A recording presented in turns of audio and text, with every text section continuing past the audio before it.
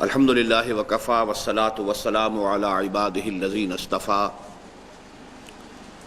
خصوصاً علی افضلہم وخاتم النبیین محمد الامین وعلی آلہ وصحبہ اجمعین اما بعد فقد قال اللہ تبارک وتعالی کما ورد فی سورۃ الاحزاب اعوذ باللہ من الشیطان الرجیم بسم اللہ الرحمن الرحیم یا ایھا النبی انا ارسلناک شاہدا ومبشرا ونذیرا وداعیا الی اللہ باذنہ وسراجا منیرا صدق اللہ العظیم رب اشرح لی صدری ویسر لی امری واحلل عقدۃ من لسانی یفقہوا قولی اللہم ربنا الہمنا رشدنا واعذنا من شرور انفسنا اللہم ارنا الحق حقا وارزقنا اتباعہ وارنا الباطل باطلا وارزقنا اجتنابہ اللہم وفقنا لما تحب وترضى آمین یا رب العالمین۔ نبی اکرم صلی اللہ علیہ وسلم کے مقصد بعثت کے ضمن میں کل ہم نے اس کتابچے کے جتنے اوراق کا مطالعہ کیا ہے اس کے مضامین کو ذہن میں تازہ کر لیجئے۔ سب سے پہلی بات یہ کہ نبی اکرم صلی اللہ علیہ وسلم صرف ایک نبی ہی نہیں بلکہ خاتم النبیین ہیں، صرف رسول ہی نہیں آخر المرسلین ہیں، اور آپ پر ختم نبوت کا مظہر صرف یہ نہیں ہے کہ آپ کے بعد نبوت کا سلسلہ بند ہو گیا، بلکہ یہ بھی ہے کہ آپ پر نبوت و رسالت نقطۂ عروج کو پہنچ گئے، اپنے اتمام و اکمال کو پہنچ گئے۔ اس اعتبار سے حضور صلی اللہ علیہ وسلم کے مقصد بعثت کو ہم دو مراحل میں آسانی سے سمجھ سکتے ہیں۔ ایک تو یہ کہ جملہ انبیاء اور رسل کا جو عمومی مقصد بعثت ہے، ظاہر بات ہے کہ حضور صلی اللہ علیہ وسلم بھی ایک نبی ہیں، ایک رسول ہیں، تو وہ عمومی مقصد بعثت بھی آپ کے مقصد بعثت میں شامل ہے، لیکن چونکہ آپ پر نبوت و رسالت کا اختتام بھی ہوا، اتمام اور تکمیل بھی ہوئی، لہذا آپ کے مقصد بعثت کی ایک امتیازی شان بھی ہے، تکمیلی اور اتمامی شان۔ اس کے بعد ہم نے بعثت انبیاء کے عمومی مقصد کو سمجھنے کی کوشش کی۔ ثلاثہ ایمانیات ثلاثہ کے حوالے سے کہ ان کا آپس میں ربط کیا ہے۔ ایمان باللہ مبدأ، ایمان بالآخرہ معاد، یہ دونوں تو در حقیقت انسان کے سفر حیات کی منزل کو معین کر دیتے ہیں، ڈائریکشن معین ہو جاتی ہے، ساتھ ہی اسے یہ بھی اندازہ ہوتا ہے کہ میرا نقطۂ آغاز کیا ہے، میں کہاں سے آیا ہوں، انا للہ و انا الیہ راجعون۔ پھر ہم نے کچھ وضاحت کی، ایمان باللہ کا مفہوم کیا ہے، ایمان بالآخرہ کا مفہوم کیا ہے۔ پھر ہم آگے چلے کہ اگر یہ زندگی جو ہے ہماری امتحانی زندگی ہے، امتحانی وقفہ ہے، خلق الموت والحیات لیبلوکم ایکم احسن عملا، اور انا خلقنا الانسان من نطفۃ امشاج نبتلیہ فجعلناہ سمیعا بصیرا، قلزم ہستی سے تو ابھرا ہے مانند حباب، اس زیاں خانے میں تیرا امتحان ہے زندگی۔ تو سوال یہ ہے کہ آخرت کا محاسبہ کن اساسات پر ہوگا، امتحان کی بنیاد کیا ہے۔ اس میں ہم نے سب سے پہلے وہ استعدادات کے جو اللہ تعالیٰ نے انسان کے اندر ودیعت کر کے اسے دنیا میں بھیجا ہے ان کو سمجھنے کی کوشش کی ہے، اور وہ لطائف ثلاثہ، لطائف لطیفے کی جمع ہے۔ لطیف کہتے ہیں بڑی بہت ہی ایسی شے کہ جو انسان کے حواس کی گرفت میں نہ آئے، لطیف شے، ایک ایسا سٹل قسم کا تصور یا کوئی ایسا تصور کہ جس کو انسان اپنے حواس خمسہ کے ذریعے سے نہیں بلکہ ایک لب لباب ہے، خلاصہ ہے، لطیف شے ہے۔ تو اگرچہ لطائف ستہ ہمارے صوفیہ کے ہاں مشہور ہیں، لیکن میں نے عرض کیا تھا کہ میں صرف لطائف ثلاثہ کا قائل ہوں، لطیفہ نفس، لطیفہ قلب اور لطیفہ روح۔ ان میں سے ہم نے کل گفتگو کی ہے لطیفہ نفس کے بارے میں اور لطیفہ روح کے بارے میں۔ ان کے جو درمیان میں لطیفہ قلب ہے، آج ہمیں اس کے بارے میں غور کرنا ہے۔ لیکن نفس میں بھی جو بات ودیت شدہ ہے، جیسا کہ میں نے عرض کیا کہ ایک طرف تو اس کے اینیمل انسٹنکٹس ہیں، پیٹ کھانے کو مانگتا ہے، جنسی جذبہ اپنی تسکین چاہتا ہے، کچھ اور بھی ہیں اینیمل انسٹنکٹس، اور ان سب کا مجموعہ جو ہے اس کو قرآن مجید کی اصطلاح میں نفس امارہ کہا جائے گا۔ یہ اڈ یا لبیڈو ہے، اور یہ چونکہ اپنی ضروریات یا اپنے تقاضوں کو پورا کرنے میں صحیح و غلط اور جائز و ناجائز، حلال و حرام کے مابین امتیاز نہیں کرتا، لہذا پوٹینشلی یہ ہمارے اندر ایک داعی شر ہے، شر کی طرف کھینچنے والا۔ لیکن اسی لطیفہ نفس میں اللہ تعالیٰ نے ایک جانب سمع و بصر اور فؤاد، یہ بھی انسان کے حیوانی وجود سے متعلق چیزیں ہیں، حواس خمسہ ہیں، اور پھر یہ فیکلٹی آف ریزننگ یعنی انفرنگ، نتیجہ نکالنا، سینس ڈاٹا جو ہمیں مہیا ہو جاتا ہے سمع و بصر سے، اس کو پروسیس کر کے نتائج اخذ کرنا، یہ فیکلٹی بھی اللہ تعالیٰ نے نفس میں ودیت کی ہے۔ اور اس پر مزید یہ کہ نفس ہی کے بارے میں قرآن کی گواہی یہ ہے کہ اس میں ایک اخلاقی حص بھی ودیت شدہ ہے، خیر و شر کی پہچان۔ یہ پہچان جو ہے گڈ اور ایول کے مابین امتیاز، یہ بھی انگرینڈ کا لفظ میں نے کل استعمال کیا تھا، نفس انسانی میں انگرینڈ ہے، گویا کہ ان چیزوں کی بنیاد پر ہر انسان مسئول ہے۔ لطیفہ روح جو ہے وہ در حقیقت چونکہ اس کا تعلق اللہ تعالیٰ کی ذات کے ساتھ ہے، وَنَفَخْتُ فِيهِ بِالرُّوحِ، لہذا اس کا جو انسان پر جو دباؤ ہے وہ عالم بالا کی طرف کشش کا دباؤ ہے، اور یہ خیر کی طرف انسان کو کھینچنے والی شے ہے۔ اس طرح انسان کے انسانی شخصیت کے داخلی میدان کارزار میں ایک داعی شر بھی ہے، ان النفس لامارۃ بالسوء، جو نیچے کی طرف زمینی خواہشات کی طرف انسان کو کھینچنے والی شے ہے، اور ایک داعی خیر بھی ہے، یہ وہ روح ربانی ہے جو اس میں ودیت کی گئی ہے، جو اسے بلند پروازی کی طرف مائل کرنا چاہتی ہے، جس کا رخ اللہ کی طرف ہے، کل شیء یرجع الی اصلہ، اور چونکہ وہ امر خداوندی میں سے ہے، یسألونک عن الروح قل الروح من امر ربی۔ ان دونوں کے مابین اب جو ایک لطیفہ قلب ہے اس پر ہمیں غور کرنا ہے۔ صفحہ 17 نکال لیجیے۔ اللہ نے اس پر بھی اکتفا نہیں فرمایا، یعنی کہ سمع و بصر، قوت تعقل و تفکر، اس کے ساتھ نیکی اور بدی کی پہچان، اللہ کی محبت کی ایک دھیمی سی آنچ کہ جو روح کے اندر موجود ہے، صرف انہی چیزوں پر اکتفا نہیں فرمایا، بلکہ انسان میں ایک اور جوہر نایاب ودیت فرما دیا جس میں معرفت ربانی کی شمع بھی روشن ہے اور جملہ حقائق کونیہ بھی منعکس ہے۔ ہماری مراد لطیفہ قلب سے ہے، جو گویا جامع جہاں نما ہے، یا اس آئینے کے مانند ہے جس میں عالم اکبر کے تمام حقائق کا انعکاس موجود ہے۔ اب یہ بھی ہمارے صوفیہ اور فلاسفہ کی اصطلاح ہے، عالم اکبر یہ کل کائنات بشمول خالق کائنات، یہ عالم اکبر ہے، اور انسان عالم اصغر ہے، جیسا کہ میں نے عرض کیا تھا کہ یا تو پھر اللہ تعالیٰ کی ذات میں عالم امر اور عالم خلق دونوں جمع ہے، اور یا پھر صرف انسان ہے مخلوقات میں سے کہ جس میں یہ دونوں عالم خلق اور عالم امر مجتمع ہے۔ اس اعتبار سے یہ جو عالم اکبر ہے اس کے تمام حقائق کونیہ کانا یکون سے، تکوین جس سے کہ اس کائنات کا کلمہ کن سے جس کی تخلیق ہوئی ہے، کل کائنات بھی اسی مادے سے بنا ہے، کل کون و مکان، اس کے جو اصل حقائق ہیں، لطیف حقائق، وہ بھی قلب کے اندر منعکس موجود ہیں۔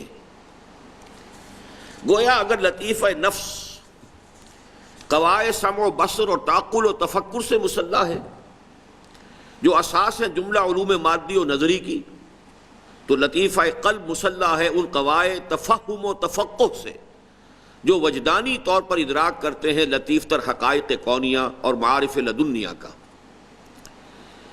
یہاں چند اشعار آ رہے ہیں فارسی کے، بینی اندر دل علوم انبیاء، تم اپنے دل کے اندر ہی انبیاء کے علم کا مشاہدہ کر سکتے ہو.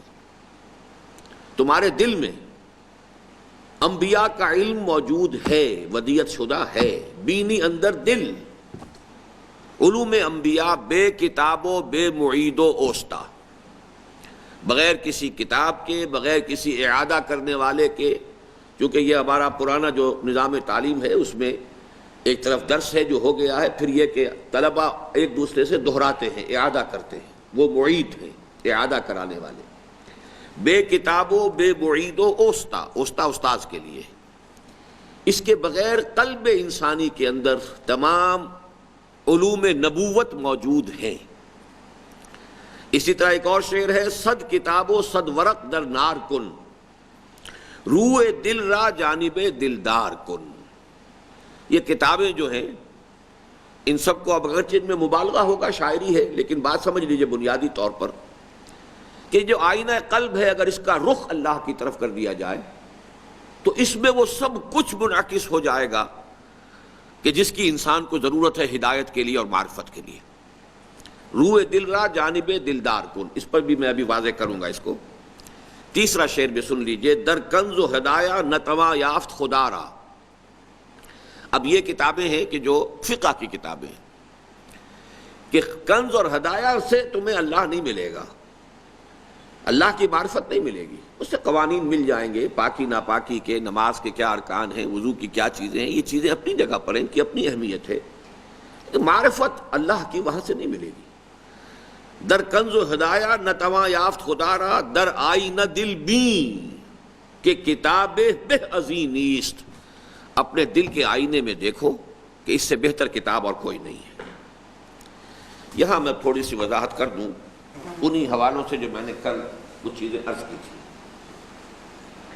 دیکھیے، ایک طرف فرائیڈ کے یہ آپ ان لیبیڈو، اس کے اوپر ایگو، اور اس کے اوپر سپر ایگو.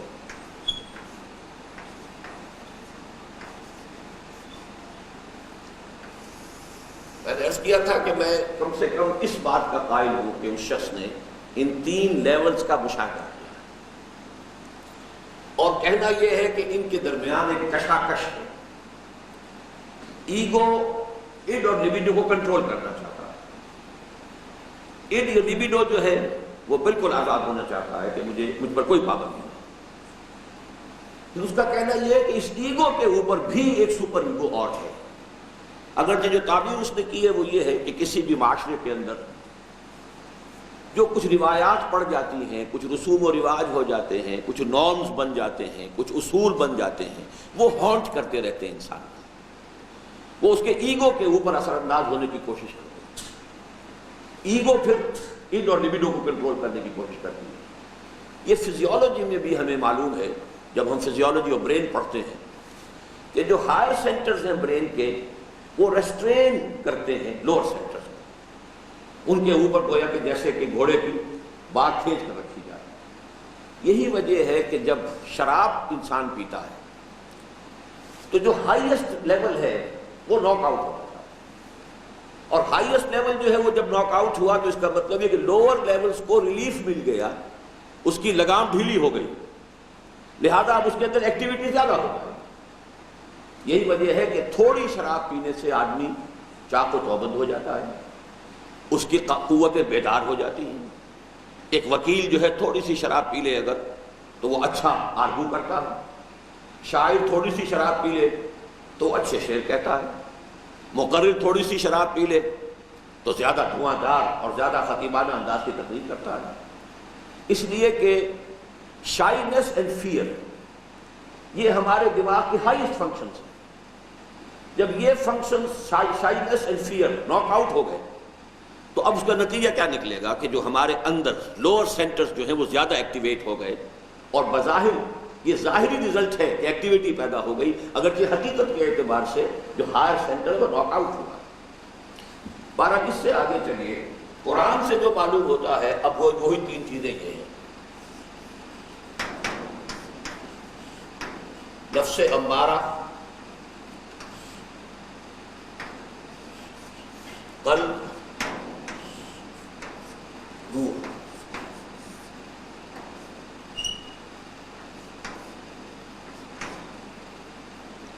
اس میں جو درمیانی شے ہے قلب، اس کی حقیقت کیا؟ پہلے تو اس کا فنکشن سمجھ لیجئے۔ ہمارے فلاسفہ اور متکلمین کا کہنا یہ ہے کہ قلب منبع ارادہ ہے۔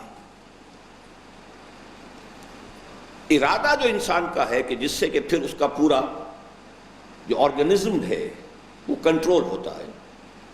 ارادہ ہوا اور آپ نے کوئی فیصلہ کیا اور ہاتھ آپ کے جو ہے ایک خاص سمت میں حرکت کرنے لگے، خاص انداز میں انہوں نے حرکت شروع کر دی۔ ارادہ آپ نے کیا اور ٹانگیں آپ کو لے کر چلنے لگی۔ تو ارادہ کہاں سے آتا ہے؟ وہ منبع ارادہ قلب ہے۔ اس قلب کے اوپر دو دباؤ ہیں، ایک نیچے سے، نفس امارہ چاہتا ہے کہ میں اس کے اوپر غالب رہوں، اور روح یہ چاہتی ہے کہ میں اس پر غالب رہوں۔ اب اگر تو نفس امارہ غالب آ گیا تو گویا کہ انسان نرا حیوان بن کر رہ گیا۔ اب اس کے اندر خیر اور شر ختم ہو جائے گا۔ اور اگر روح غالب رہے تو قلب کے اوپر، تو قلب کا ارادہ جو ہے وہ جانب خیر ہوگا۔ اب وہ اس نفس امارہ کو، اڈ اور لبیڈو کو پوری طریقے سے کنٹرول کر سکے گا، جائز اور ناجائز، حلال اور حرام کا پابند کر سکے گا۔ یہ ہے اصل میں درمیان میں۔ اور قلب کو قلب کہتے ہی اس لیے ہے، قاف لام بے کا مادہ عربی زبان میں آتا ہے تبدیلی کے لیے۔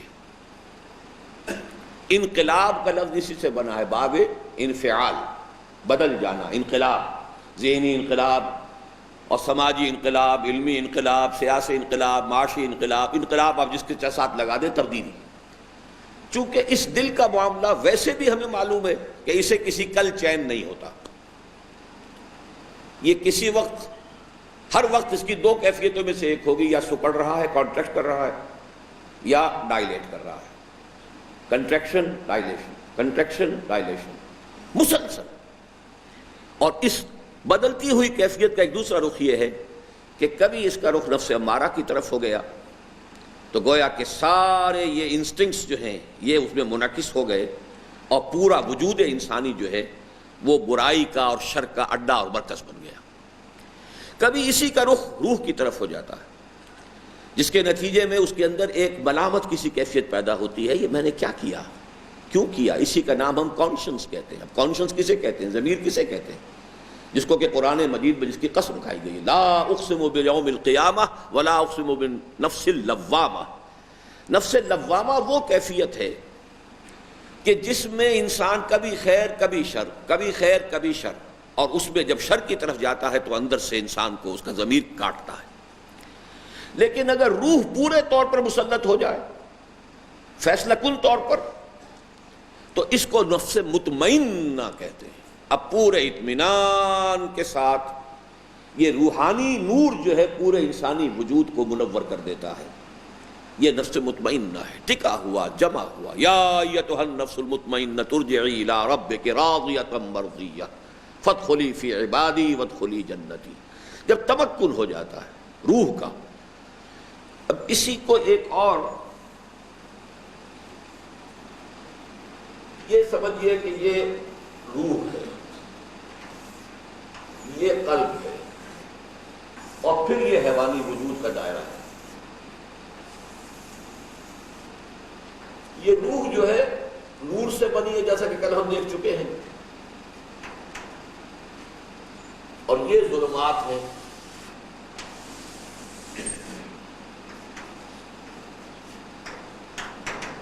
ظلمات بعضها فوق بعض،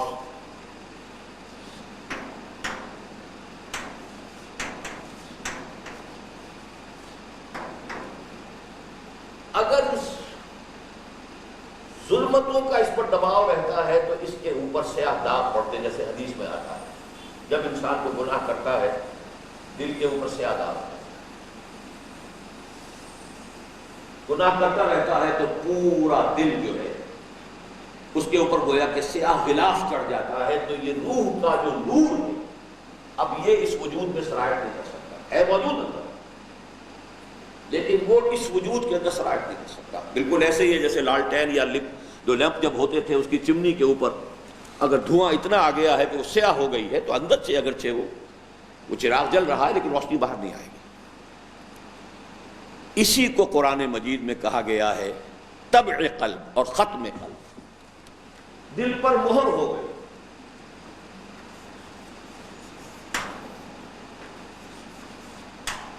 اور ختم قلب، ختم اللہ علی قلوبہم،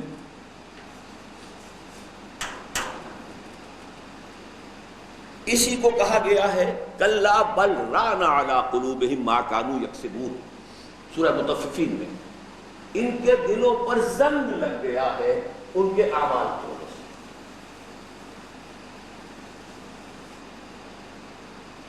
اسی کو حدیث میں کہا گیا ہے ان هذه القلوب لتصدع كما يصدع الحديد اذا اصابه الماء،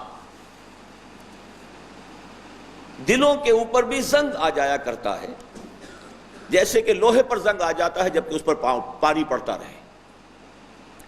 ان هذه القلوب لتصدع كما يصدع الحديد اذا اصابه الماء قيل فما جلاؤها یا رسول اللہ، سوال کیا گیا کہ حضور پھر اس کی جلا کیا ہے، پالش کیا ہے، سیکل کیا ہے؟ ہماری تلواروں کو زنگ لگ جاتے ہیں پھر ہم اس کو رگڑ کر اور سیکل کرتے ہیں، پالش کرتے ہیں، پھر چمکنے لگتی ہے۔ تو اگر دل پر زنگ لگ جاتا ہے تو دل کے زنگ کا بھی تو کوئی سیکل، کوئی پالش ہونا چاہیے۔ آپ نے فرمایا کثرت و ذکر الموت و تلاوت القرآن، دو چیزوں کی کثرت، موت کو کثرت سے یاد رکھنا، یعنی یہ تصور رہے کہ یہ میرا گھر نہیں ہے، یہ میرا وطن نہیں ہے، میں اجنبی ہوں، کہیں اور سے آیا ہوں، حالت غربت میں ہوں، میری اصل منزل کچھ اور ہے۔ وہی جو میں نے کل آپ کو سامنے مبدا و معاد کا تیر کھینچا تھا کہ ایک شخص جو ہے وہ سیدھا چل رہا ہے صراط مستقیم پر، یمشی، وہ چل رہا ہے اور اس کے سامنے اپنی منزل ہے، مبدا کا علم بھی ہے اور معاد کی منزل اس کے سامنے ہے اور وہ چلا آ رہا ہے۔ افمن یمشی مکبا علی وجہہ اہدی ام من یمشی سویا علی صراط مستقیم، سیدھا سیدھے راستے پر چل رہا ہے، کھڑا ہوا، وہ اپنی منزل پر نگاہ اس نے جمائی ہوئی ہے۔ تو اس حوالے سے اچھی طرح سمجھ لیجئے کہ یہ لطیفہ قلب جو ہے یہ ان دونوں کے مابین ہے، اور ایگو جس کو کہا ہے فرائڈ نے، ایگو کا اصل کاؤنٹر پارٹ یہ ہے، حقیقت یہ ہے، جبکہ اس نے اس کو صرف ایک خودی سے تو تعبیر کیا ہے، سیلف سے تعبیر کیا، ایگو سے تعبیر کیا ہے، لیکن یہ کہ قرآن مجید کی اصطلاح میں یہ قلب ہے، اور اس کے اوپر جو سپر ایگو ہے وہ کوئی معاشرتی نارمز یا یہ لوگوں کے خیالات یا کسی معاشرے کی ویلیوز وغیرہ کا تانا بانا نہیں ہے، بلکہ وہ روح ربانی ہے جس کی بنیاد پر یہ مسجود ملائک بنا ہے۔ فَإِذَا سَوَّيْتُهُ وَنَفَخْتُ فِيهِ مِن رُوحِي فَقَعُوا لَهُ سَاجِدِينَ۔ اب میں اس میں آخری بات اور عرض کر دوں، اس لیے کہ میں نے اس جگہ پر ایک بات جو کہی ہے گزشتہ 21 سالوں کے دوران اس میں میری رائے تبدیل ہوئی ہے، چنانچہ ذرا وہ الفاظ پڑھ لیجئے۔ الغرض لطیفہ قلب کے ودیت کیے جانے کے بعد انسان کی مسئولیت پر آخری مہر تصدیق ثبت ہو جاتی ہے بفہوائے الفاظ قرآنی ان السمع والبصر والفؤاد کل اولئک کان عنہ مسئولا، یقیناً کان، آنکھ اور دل ہر ایک کے بارے میں پرسش ہو کر رہے گی۔ میں نے کل عرض کیا تھا کہ اب میں فؤاد کا ترجمہ دل نہیں کرتا، کیونکہ یہ عام ترجمے جو ہیں وہ یہ دل ہی کیے گئے ہیں، لہذا اس وقت 21 برس قبل کی اس تحریر میں میرا بھی وہی رائے آئی ہے، لیکن اب میں اس رائے میں تبدیلی کر چکا ہوں۔ میرے نزدیک یہ جو آیت ہے یہ کل کی کل لطیفہ نفس سے متعلق ہے۔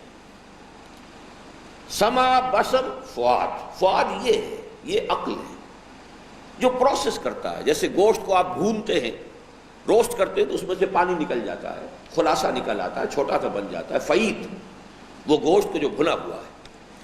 اسی طریقے سے آپ نے پرانی کتابوں میں دیکھا ہوگا کہ کچھ لکھتے لکھتے بھی پھر فے لگا کر کوئی بات کہتے ہیں، فے لگا فائدہ، یعنی یہ جو بات ابھی ہم نے سنی ہے یا پڑھی ہے آپ نے، اس کا ایک فائدہ یہ بھی ہے، اس کا ایک منطقی نتیجہ یہ بھی ہے، اس سے یہ بھی ایک بات برآمد ہوئی ہے، فائدہ۔ فے کا نشان ہوتا ہے صرف قدیم کتابوں میں، اور اس کے بعد کوئی جملہ لکھا ہوا ہے کہ اس سے یہ شے بھی مستنبت ہوتی ہے اور اس کا ایک فائدہ یہ بھی ہے۔ اسی سے یہ لفظ فؤاد ہے، جو بھی سینس ڈیٹا انسان کو ملتا ہے، اور یہ اس کے حیوانی وجود کا حصہ ہے، یہ آنکھ ہے، یہ کان ہے، یہ دماغ ہے۔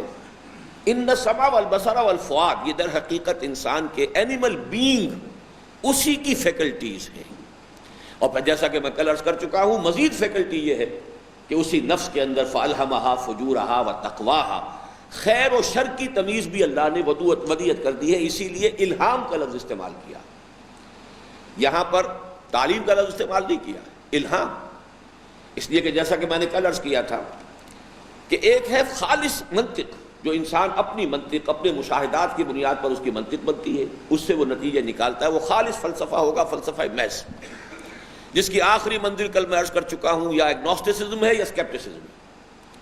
لیکن اس کے ساتھ اگر انٹیوشن یا فطرت کے جو اندر انسان کے تقاضے ہیں، کچھ گواہیاں ہیں، اگر ان کو ساتھ شامل کرے، انٹیوشن سے شروع کر دیجئے بات، اس لیے کہ یہ تو عام آدمی بھی تسلیم کرتا ہے، لیکن یہ در حقیقت ہے کیا؟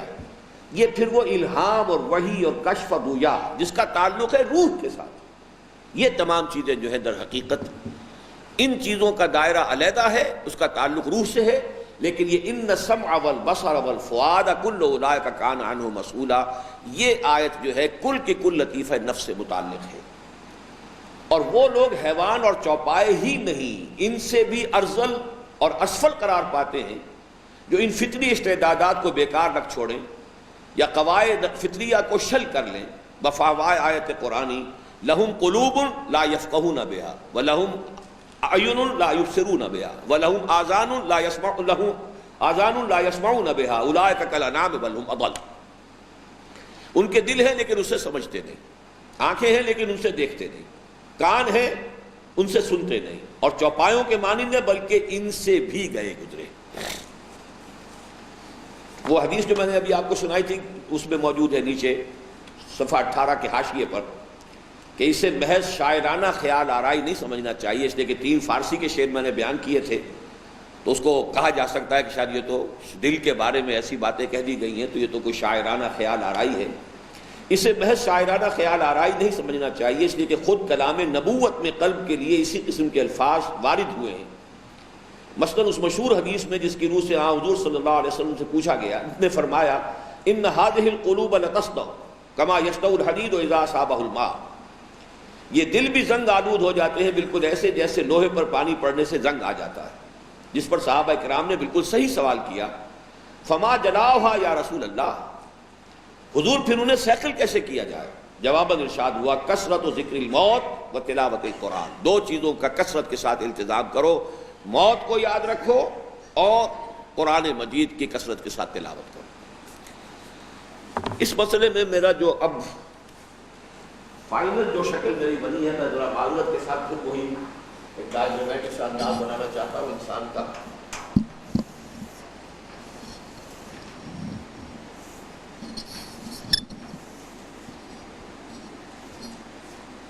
یہ دیکھیے یہاں ہے قلب،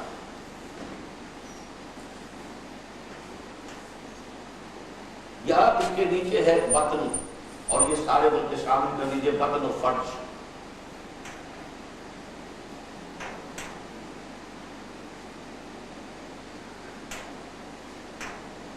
یہ ہے آنکھ، کان اور دماغ،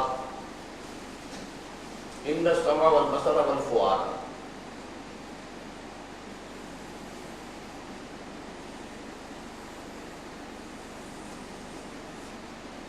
یہ ہے سارا لطیفہ نفس، یہ قلب ہے کہ جس سے تعلق ہے روح ربانی کا۔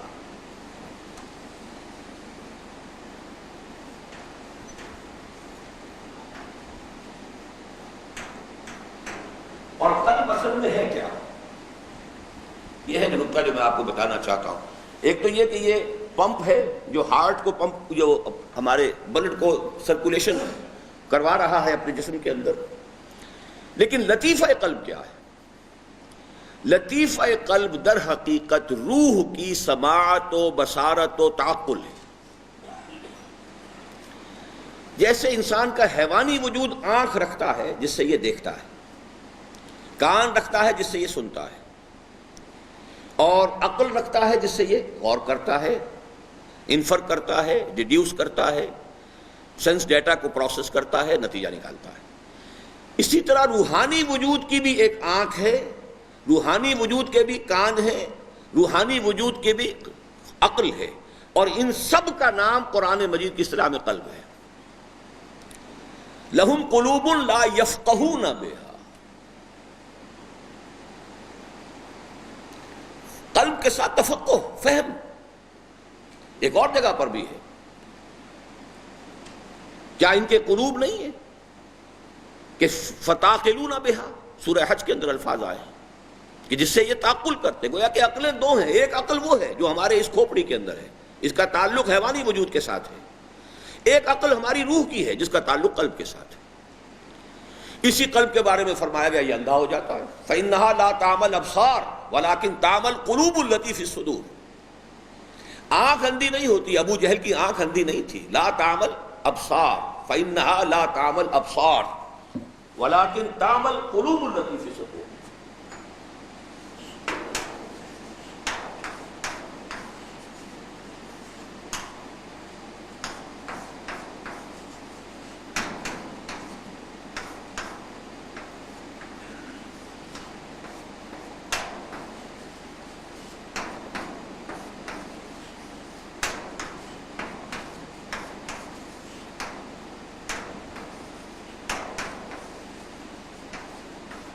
قرآن مجید کی آیت ہے، فَإِنَّهَا لَا تَعْمَى الْأَبْصَارُ وَلَكِنْ تَعْمَى الْقُلُوبُ الَّتِي فِي الصُّدُورِ۔ ابو جہل کی آنکھیں اندھی نہیں تھی، ابو لہب کی آنکھیں اندھی نہیں تھی۔ ابو لہب تو بہت ہی سرخ و سفید رنگ کا انسان، انگارے کے مانند، اسی لیے اس کا نام ابو لہب تھا، جیسے دمکتا ہوا چمکتا ہوا انگارہ ہو، یہ اس کی رنگت تھی۔ لہب کہتے ہی عربی زبان میں اس کو ہے، شعلے کو، ذات لہب، نارن ذات لہب، سیصلی نارن ذات لہب۔ پھر اس کی آنکھیں بڑی بڑی تھیں۔ تو معلوم یہ ہوا کہ در حقیقت لطائف ثلاثہ ہم نے گنے ہیں سمجھنے کے لیے، حقیقت میں انسانی وجود کے صرف دو ایلیمنٹ ہیں، دو اجزاء ترکیبی ہیں، دو پہلو ہیں۔ ایک حیوانی وجود ہے جس میں تمام اینیمل انسٹنکٹس بھی ہیں، اور چونکہ وہ اندھے ہیں، بہرے ہیں، انہیں صرف اپنی تسکین کی جو ہے وہ فکر ہے، لہذا وہ شر کی طرف انسان کو لے جانے والے ہیں۔ البتہ اسی لطیفہ نفس میں، اسی حیوانی حصے کے اندر اللہ تعالیٰ نے سمع و بصر اور عقل بھی رکھی ہے، اور نیکی اور بدی کا امتیاز بھی رکھا ہے۔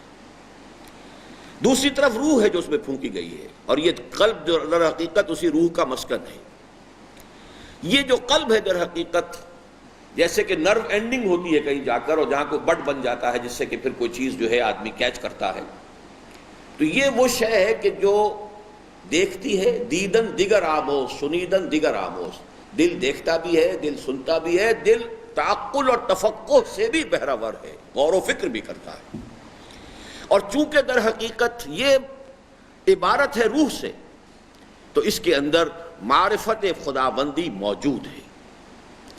اسی لیے اگر ہم اس کو سیکل کر لیں، نفس امارہ کی تاریکیوں سے آزاد کر لیں، تو پھر اس قلب کے اندر وہ تمام علوم کے جن کی کہ ہم تک تبلیغ کی ہے اللہ کے رسولوں نے، حقائق کونیہ جن کی خبر دی اللہ کے رسولوں نے، وہ ہمارے دل کے اندر منعکس ہو جائیں گے، جیسا کہ ہم نے ان کی اشعار میں دیکھا ہے۔ اب آج چلیے خیر و شر کے خارجی داعیات۔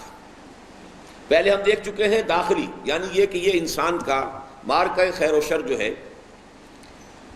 اب اس کو ایک اور ڈائیگرام سے سمجھ لیجیے، سب صاف کریں۔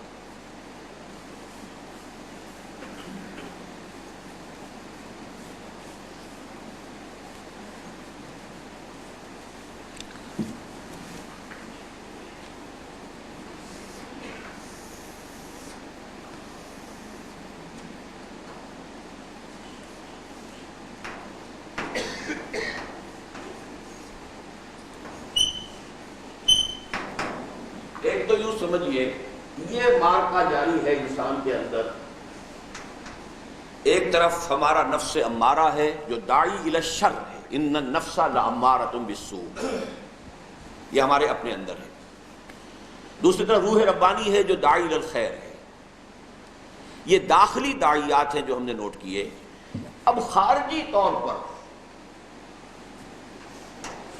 روح کو تقویت دینے والی چیز اور خارجی طور پر نفس امارہ کو بھڑکانے والی چیز، یہ خارجی داعیات ہیں۔ یہ ملائکہ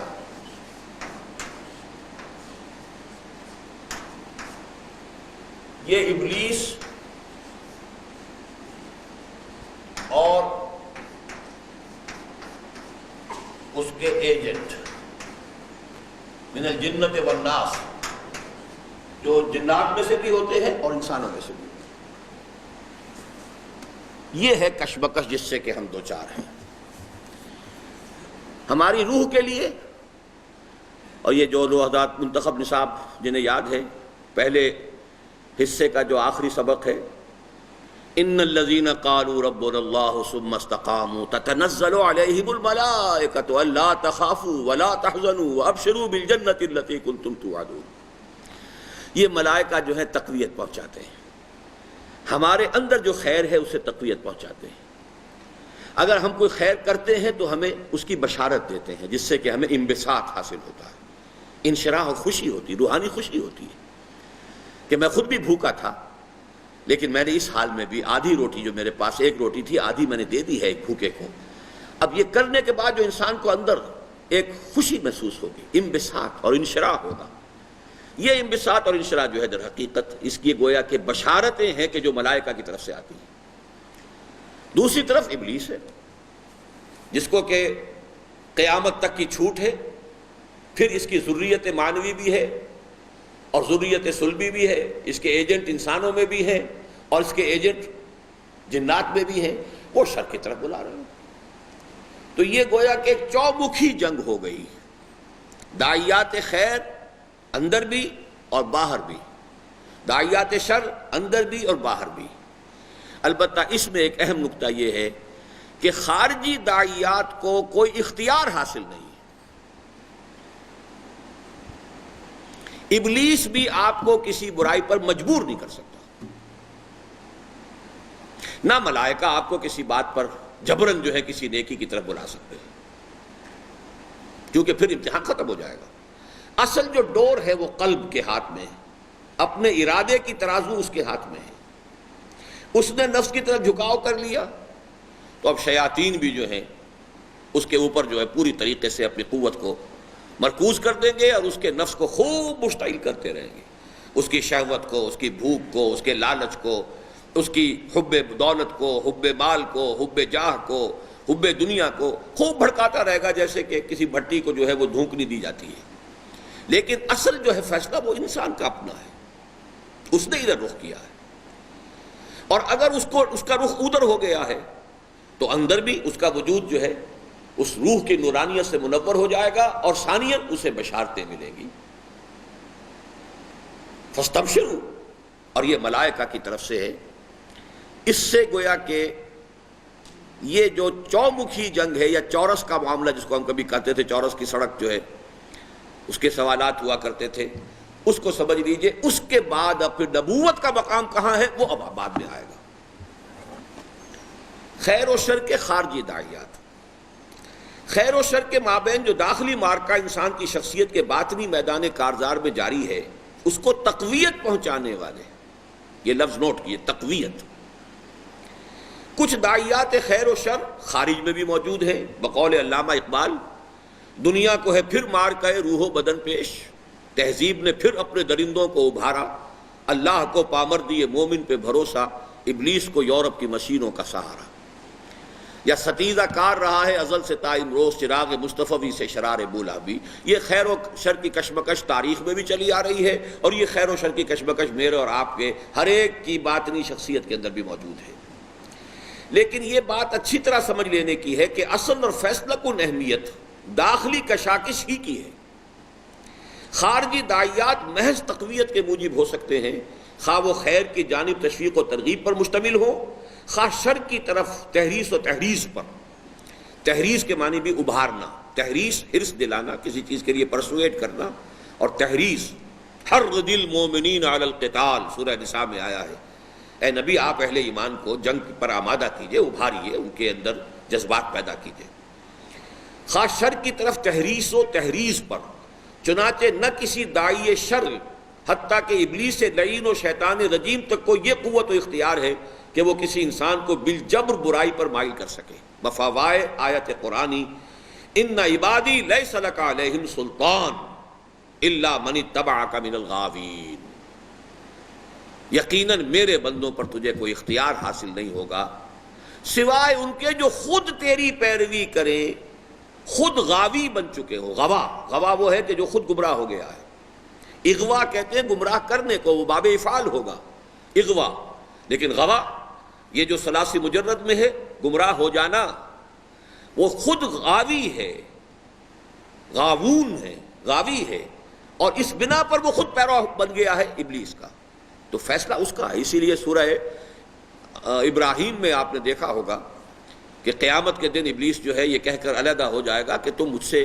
کوئی شکایت نہیں کر سکتے، میں نے بھی تمہیں ایک دعوت دی تھی، ایک طرف پکارا تھا، اور اللہ نے بھی تمہیں ایک دعوت دی تھی، اس کے نبی نے بھی تمہیں پکارا تھا، تم نے میری دعوت پر لبیک کہا، it was your own choice, فلا تلومونی ولوموا انفسکم، اب مجھے ملامت نہ کرو، ملامت اپنے آپ کو کرو، یہ میرا کوئی جبر تو تھا نہیں، میں نے تمہیں ضرور ترغیب دلائی ہے، تمہیں ایک بدی کے راستے کی طرف بلایا ہے، پکارا ہے، کیا امامان سیاست، کیا کلیسا کے شیوخ سب کو دیوانہ بنا سکتی ہے میری ایک ہو، تو بہرحال اب تم دیوانہ بنے ہو تو یہ تمہارا اپنا چوائس ہے، فلا تلومونی ولوموا انفسکم، مجھے کوئی ملامت نہ کرو، ملامت کرنی ہے تو اپنے نفس کو کرو۔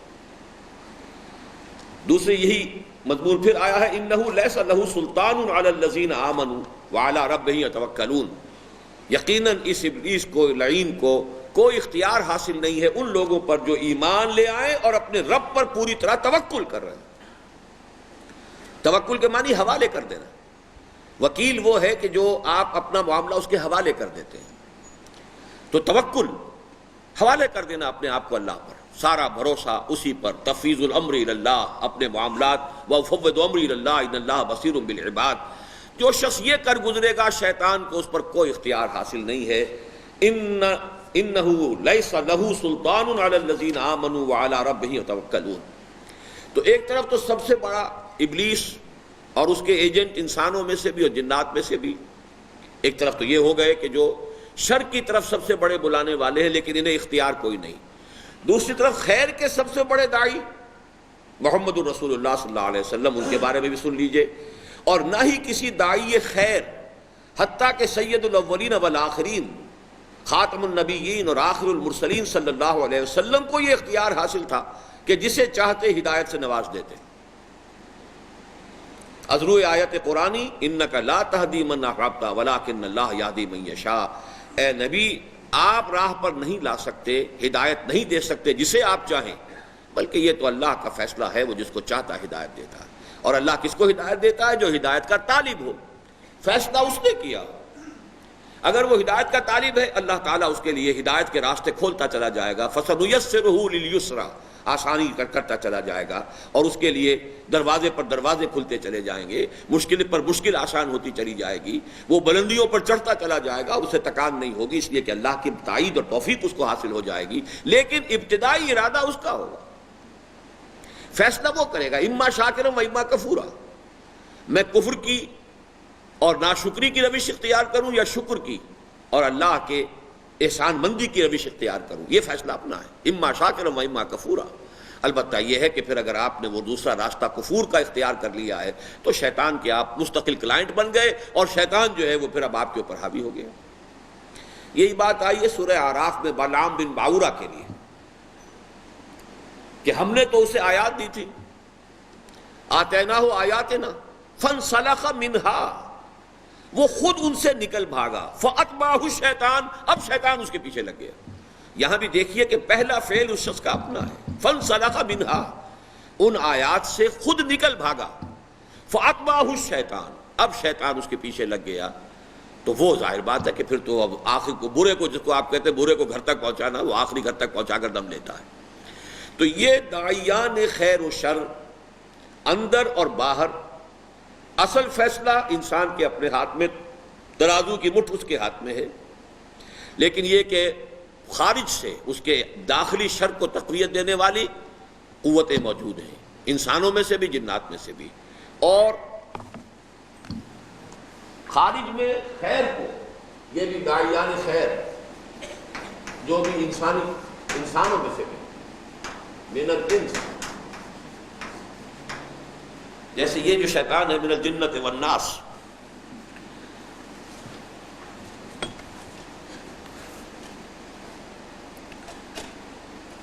خیر و شر کے ان خارجی داعیوں میں سے جہاں تک شر کے داعیوں کا تعلق ہے انہیں تو سب جانتے ہیں، یعنی ابلیس اور اس کی سلبی و معنوی ذریت انسانوں میں سے بھی اور جنوں میں سے بھی، جن کے بارے میں قرآن میں بھی وضاحت ہے کہ انہ یراکم ہوا وقبیلہ من حیث لا ترونہم،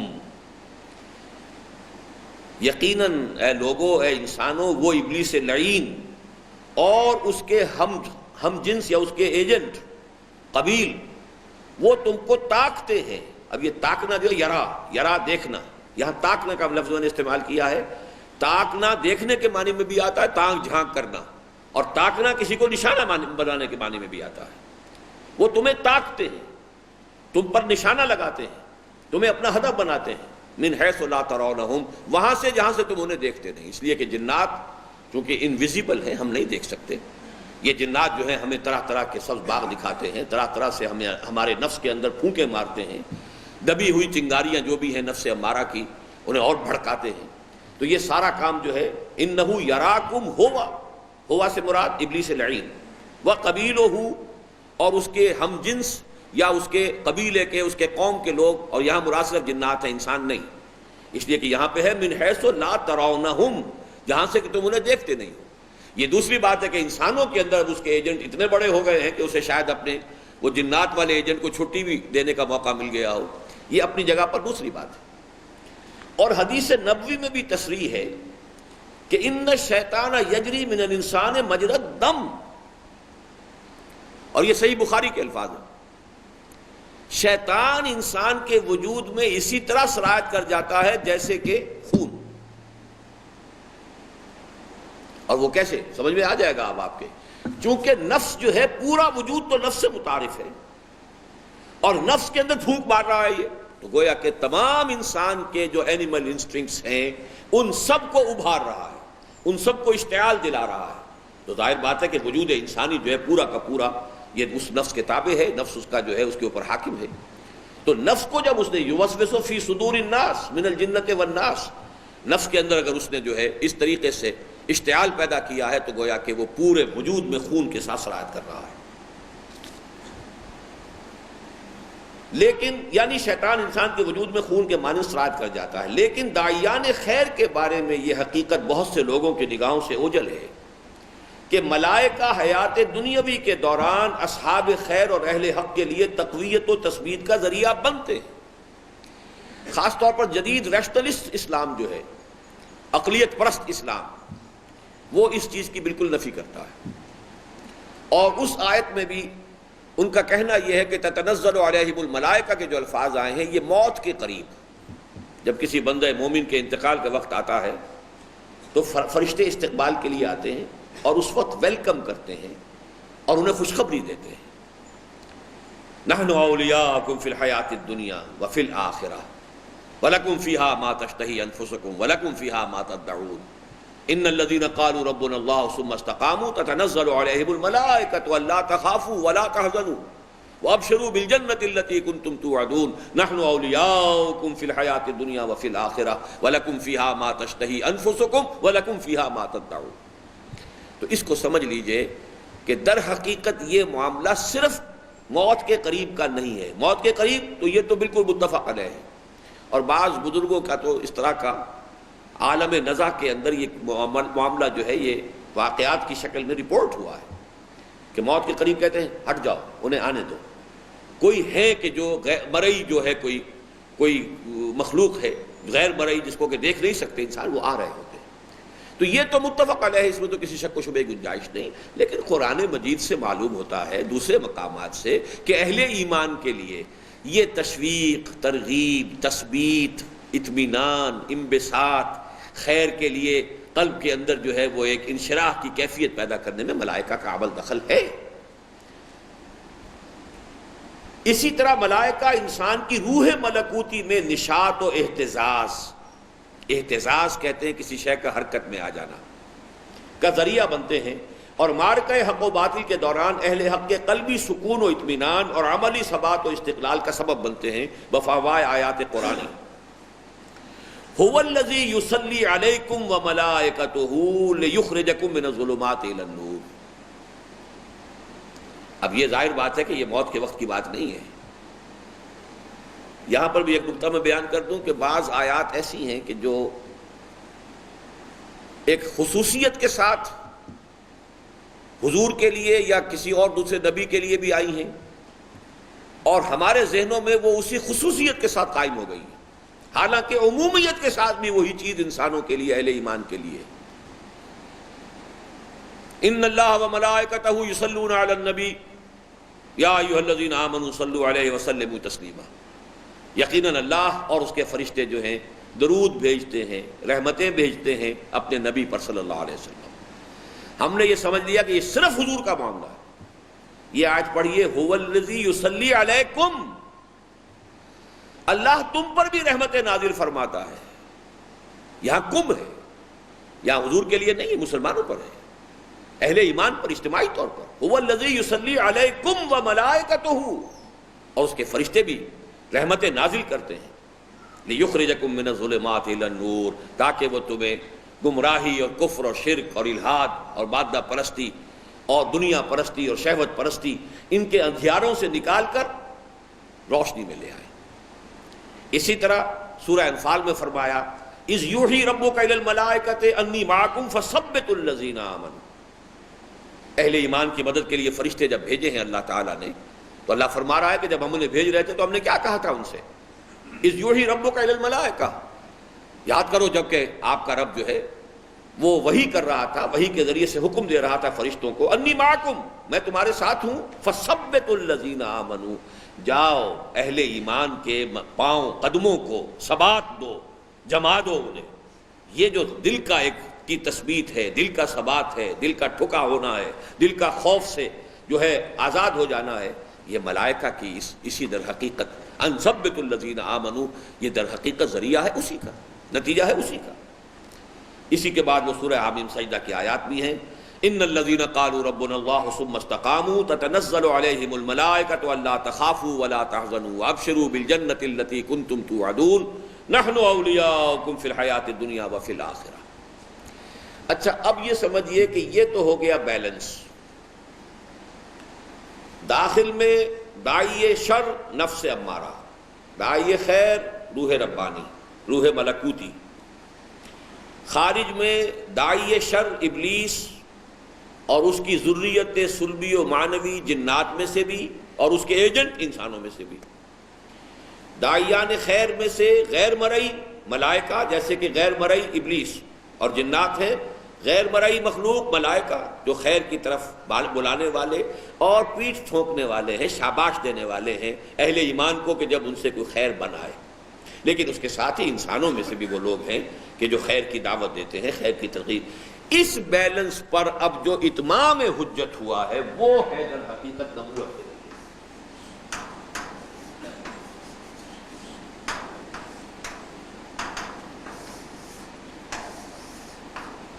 مسئولیت کی اساسات اصلیہ ہم پڑھ چکے ہیں۔ لطیفہ نفس کے اندر سمع و بصر اور عقل، لطیفہ نفس کے اندر خیر و شر کا امتیاز،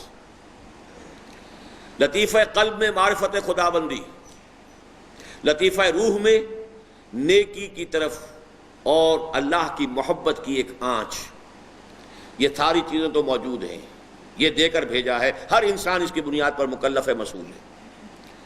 لیکن یہ کہ اب جو اتمام حجت ہوتا ہے، اتمام حجت اور قطع عذر، یہ دو الفاظ،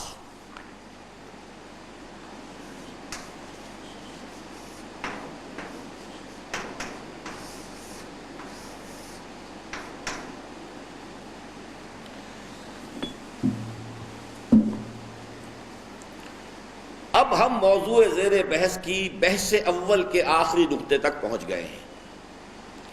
موضوع زیر بحث کیا تھا؟ نبی اکرم صلی اللہ علیہ وسلم کا مقصد بعثت۔ دو حصوں میں ہم نے تقسیم کیا کہ انبیاء اور رسل کا عمومی مقصد بعثت کیا ہے، یہ اس کی بحث اول ہے، اس کے اختتام تک ہم پہنچ گئے ہیں۔ جو یہ ہے کہ جس طرح انسان کے اصلی داخلی و داعیات خیر و شر ہیں اس کے لطائف نفس و روح، لیکن اصلی حجت داخلی بنتی ہیں استعدادات سمع و بصر و تعقل و تفکر اور حس اخلاقی اور تفقہ قلبی، جنہیں انسان کی مسئولیت کی اساسات اصلیہ کہا جا سکتا ہے۔ اسی طرح اصل خارجی داعیان خیر و شر تو ہیں علی ترتیب ملائکہ کرام اور ابلیس اور اس کی ذریت صلبی وہ مانوی، لیکن اس ضمن میں اتمام حجت ہوتا ہے اجرائے وحی، تنزیل کتب اور بعثت انبیاء اور ارسال رسل سے، جن کی حیثیت ہے حجت خارجی کی اور جن کا مجموعی نام ایمان بالرسالت ہے۔ اب یہ آیات نوٹ کیجئے، رسلا مبشرین و منذرین۔ اب یہ جو قرآن مجید کی اصطلاحات ہے اب آپ کے سامنے کھل کر آ جائیں گی۔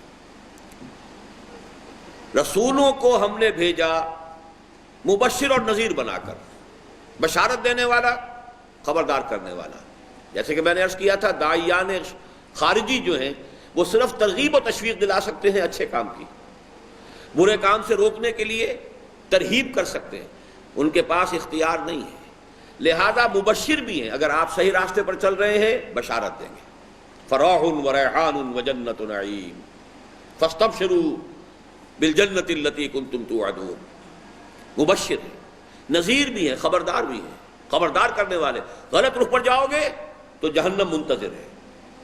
رسلا مبشرین و منذرین لئلا یکون للناس علی اللہ حجۃ بعد الرسل، تاکہ رسولوں کے آنے کے بعد انسانوں کے حق میں اللہ کے خلاف کوئی دلیل باقی نہ رہے۔ یہ لام اور علی جو ہے یہ ہم نے کئی مرتبہ ڈسکس کیا ہے۔ لام آتا ہے حق میں ہونا اور علی ہوتا ہے خلاف۔ القرآن حجت لک او علیک، یہ قرآن یا تو حجت ہے تمہارے حق میں اور یا تمہارے خلاف۔ تو اب یہ الفاظ نوٹ کیجئے، رسلا مبشرین و منذرین لئلا یکون للناس، لام آیا ناس کے لیے، علی اللہ، اللہ کے مقابلے میں کوئی حجت باقی نہ رہے، حجت بعد الرسل، وکان اللہ عزیزا حکیما۔ ویسے تو اللہ عزیز ہے، جیسے چاہے محاسبہ کرے، اللہ کا اختیار مطلق ہے، چاہے وہ بڑے سے بڑے نیک آدمی کو جہنم میں جھونک دے اور بڑے سے بڑے مشرک اور بدکار کو جنت میں، اس کا اختیار مطلق ہے۔ لیکن وہ حکیم بھی ہے، کان اللہ عزیزا حکیما، اس نے اپنا پورا نظام ایک حکمت کے ساتھ بنایا ہے، جیسا کہ ہم کل کے اس خطبہ نبوی میں دیکھ چکے ہیں کہ وہ تو انہا جنت ابدا اور لنار ابدا، وہ اعمال کے اوپر اس کا دار و مدار ہوگا۔ اس حوالے سے انبیاء کے آنے کے بعد اب یہ کوئی بہانہ باقی نہ رہ جائے انسانوں کے پاس، اللہ ہمیں تو بتایا نہیں گیا، ہم پر تو حق واضح نہیں کیا گیا، ہم تک تو تیری دعوت پہنچی نہیں۔ تو اگرچہ اصل مسئولیت تو ان چیزوں کی بنیاد پر ہے کہ جو اس کے اندر ہے، لیکن اللہ نے ہر طرح کے بہانے کو اور عذر کو ختم کرنے کے لیے اپنے انبیاء کو بھیج دیا، ان پر آیات بینات نازل کی، انہیں معجزات عطا کیے، انہیں وہ حکمت کے قول اوتی تو جوامع الکلم حضور فرماتے ہیں وہ بھی عطا کیے، پھر ان کی سیرت و کردار جو ہے روشنی کے ایک مینار کی حیثیت سے قائم کر دی، تاکہ جو کچھ وہ کہہ رہے ہیں اس کا ایک عملی نمونہ بھی ان کی سیرت و کردار میں سامنے آ جائے، حق بالکل مبرہن ہو جائے، بالکل عریاں طور پر حق جو ہے سامنے آ جائے۔ اب ان کے پاس کوئی عذر نہیں رہے گا قیامت کے دن پیش کرنے کے لیے اپنی بدعملی کا، لئلا یکون للناس علی اللہ حجۃ بعد الرسل وکان اللہ عزیزا حکیما۔ فلسفہ رسالت اور فلسفہ نبوت کو سمجھنے کے لیے یہ آیت نہایت اہم ہے۔ انسانوں کی طرف سے کوئی حجت، کوئی عذر باقی نہ رہے، اور جیسا کہ میں نے کل بھی بتایا تھا آپ کو، یہی وجہ ہے کہ رسولوں کے آنے کے بعد کسی قوم کے ساتھ پھر کوئی رعایت نہیں برتی گئی۔ رسول آ گیا، اس نے دعوت دی، حق کو کھول کر بیان کر دیا، اس کی اپنی ذات جو ہے وہ ہر طرح کے شک و شبہ سے بالاتر۔ اب بھی اگر تم نے حق کو تسلیم نہیں کیا تو معلوم ہوتا ہے کہ تمہارے اندر سرے سے کوئی خیر باقی نہیں رہا ہے، لہذا جیسے کوڑے کرکٹ کو جمع کر کے آگ دکھا دی جاتی ہے، اسی طریقے سے ان کو ختم کر دیا۔ قوم نوح برباد کر دی گئی، قوم ہود برباد کر دی گئی، قوم صالح ختم کر دی گئی، قوم لوط ختم کر دی گئی، قوم شعیب ختم کر دی گئی، اور بہت سی قومیں. یہ تو صرف چونکہ وہ انبیاء ہیں جن کا ذکر قرآن میں ہے، جو اس جزیرہ نماء عرب یا عراق عرب اور شام عرب میں بھیجے گئے ہیں. باقی تو دنیا میں اور دوسری جگہوں پر بھی انبیاء ہیں، دوسری جگہوں کے اوپر بھی. چنانچہ جو شیخ احمد سرہندی رحمۃ اللہ علیہ کا کشف ہے وہ یہ ہے کہ یہ جو مشرقی پنجاب کا علاقہ ہے، یہ دریائے ستلج کے نیچے جو اب ہریانہ بھی ہے اور ریاست پٹیالہ بھی تھا، یہ جو ہے کہتے ہیں کہ اس میں 30 انبیاء مدفون ہیں اس علاقے میں. یہ کشف ان کا تھا. اور وہاں جو عذاب خداوندی آیا ہے، چونکہ اسی علاقے سے میرا تعلق ہے، سیاہ راکھ کے بڑے بڑے پہاڑ، ٹیلے، پہاڑیاں، انہیں ٹھیڑ کہتے ہیں اس زبان میں جو لوکل وہاں کی زبان ہے. سیاہ راکھ اور اس کے تھیڑ ہیں. ان کو جب کھودتے ہیں تو نیچے سے برتن نکل رہے ہیں، معلوم ہوتا ہے کہ نیچے گھر تھے، آبادی تھی. جیسے پومپیائی جو ہے اس کے اوپر جب عذاب آیا ہے اور اس کو ڈھک دیا گیا پورے شہر کو، اسی طریقے سے وہاں پر بھی یہ پورا علاقہ جو ہے، اس لیے کہ یہی بیڈ تھا سرسوتی کا. ہندوؤں کا جو اصل پرانا ویدوں کے زمانے کا جو دریا تھا متبرک، وہ سرسوتی تھا، جس کو ہم سرسوتی کہہ دیتے ہیں. یہ گنگا تو بعد کی ہے، گنگا مائی جو ہے اس کی کوئی حیثیت نہیں تھی. سرسوتی دریا تھا جو اصل میں ہندوؤں کا متبرک دریا تھا، لیکن اس کا پھر وجود ہی نہیں رہا. وہ کہاں گیا؟ تو آج سے کوئی میرا خیال ہے کہ یہ 15 سال پہلے میں دہلی گیا ہوا تھا، تو وہاں ان دنوں پر معلوم ہوا کہ وہاں ایک ایکسپیڈیشن اسپیشلی اس کام کے لیے امبالہ کے علاقے سے شروع ہو کر اور اسی علاقے میں سے گزر رہی ہے، اور وہ طے کر رہے ہیں کہ یہ علاقہ ہے جہاں سے وہ سرسوتی دریا جو ہے گزرتا تھا. لیکن پھر معلوم ہوتا اللہ کے کوئی رسول وہاں آئے ہیں اور جن کی بات لوگوں نے تسلیم نہیں کی ہے، اس کے بعد وہ پورا علاقہ تہس نہس کر دیا گیا. اب تو خیر گل و گلزار دوبارہ بن گیا ہے. وہ جو بھاکرا ڈیم بن رہا تھا پارٹیشن سے پہلے ہی اس کا کام شروع ہو چکا تھا، اس کا جو پانی وہاں اس علاقے میں پہنچا ہے، ورنہ وہ ریگزار بالکل ایک ریگستان بھی تھا. اور دوسرے یہ کہ جگہ جگہ وہاں پر فتح آباد میں، اگروہا میں، حصار میں، ہانسی میں یہ ٹیلے جو ہیں، سیاہ راکھ کے ٹیلے بہت اونچے اونچے جنہیں تھیڑ کہا جاتا ہے، موجود تھے. تو رسولوں کے آنے کے بعد، اسی لیے سورہ بنی اسرائیل میں فرمایا وَمَا كُنَّا مُعَذِّبِينَ حَتَّى نَبْعَثَ رَسُولًا. یہ جو عذاب ہے کسی قوم کو بالکل ہلاک کر کے ختم کر دینے کا، نسیم منسیہ، یہ اللہ تعالیٰ فرماتے ہیں ہم کبھی نہیں بھیجتے رہے جب تک کہ رسولوں کو نہ بھیجیں.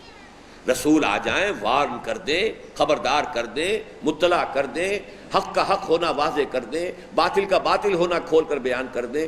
اس کے بعد بھی قوم نہ مانے تو پھر وہ عذاب آتا ہے، عذاب اکبر جسے کہا گیا ہے وَلَنُذِيقَنَّهُم مِّنَ الْعَذَابِ الْأَدْنَىٰ دُونَ الْعَذَابِ الْأَكْبَرِ لَعَلَّهُمْ يَرْجِعُونَ. اس کے بعد وہ ختم کر دیے جاتے ہیں. تو یہ آیت بہت اہم ہے سورہ نساء کی، رسولم مبشرین. اور یہاں دیکھیں گے آپ اگر جا کر قرآن مجید پڑھیے گا تو بہت سے رسولوں کے نام ہیں یہاں پہ.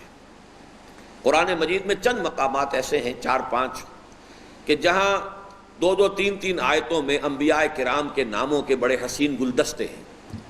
ان میں سے ایک گلدستہ وہ ہے کہ یہ سورہ نساء کے آخر میں 6 پارے کے ابتدائی حصے میں آپ کو ملے گا.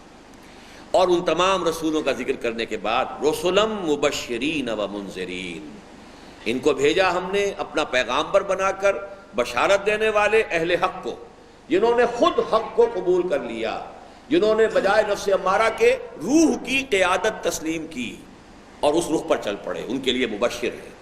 جنہوں نے اپنے نفس امارہ کی سیادت قبول کر لی اور غلط راستے پر چل پڑے، ان کے لیے وہ منذر ہیں، وارنر ہیں، خبردار کرنے والے ہیں.